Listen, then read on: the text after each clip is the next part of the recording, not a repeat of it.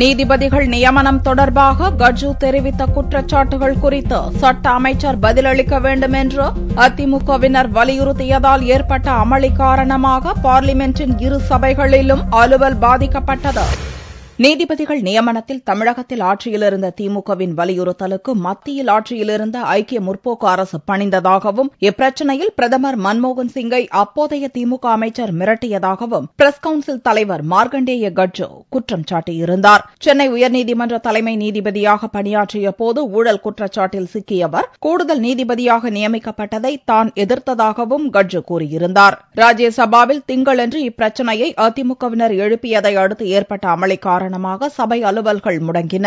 செவ்வாயன்றும் பார்லிமென்டின் இரு சபைகளிலும் இப்பிரச்சினை எதிரொலித்தது. லோக்சபாவில் அதிமுக குழு தலைவர் தம்பிதுரை நீதிபதிகள் நியமனம் தொடர்பாக திமுக எம்பிக்கள் தன்னை சந்தித்து பேசியதாக அப்போதைய மத்திய சட்ட அமைச்சர் பரத்வாஜ் ஒப்புக் கொண்டதாகவும் இதன் மூலம் நீதித்துறையில் திமுகவின் தலையீடு இருப்பது உறுதிப்படுத்தப்பட்டுள்ளதாகவும் குற்றம் சாட்டினார்.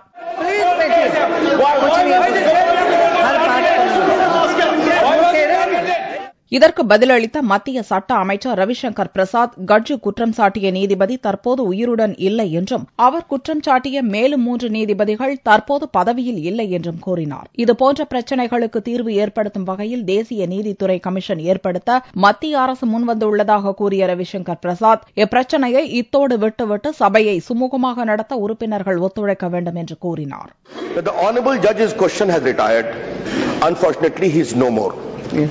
Honorable judges under reference have all retired.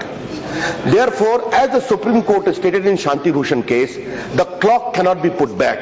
But yes, I take note of the concerns made by Honorable Thambidurai ji, and there is an imperative need to improve upon the system of appointment of honorable judges.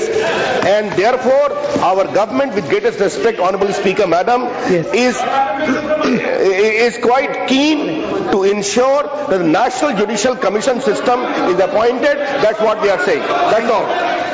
ஆனால் இந்த பதிலில் திருப்தி அடையாத அதிமுக எம்பிக்கள் இப்பிரச்சினை குறித்து விரிவாக விவாதிக்க வலியுறுத்தினர். இதனால் ஏற்பட்ட அமளி காரணமாக லோக்சபா அடுத்தடுத்து ஒத்திவைக்கப்பட்டது. இதே பிரச்சினை காரணமாக ராஜ்யசபாவிலும் அமளி ஏற்பட்டதை அடுத்து சிறிது நேரம் அலுவல்கள் பாதிக்கப்பட்டன.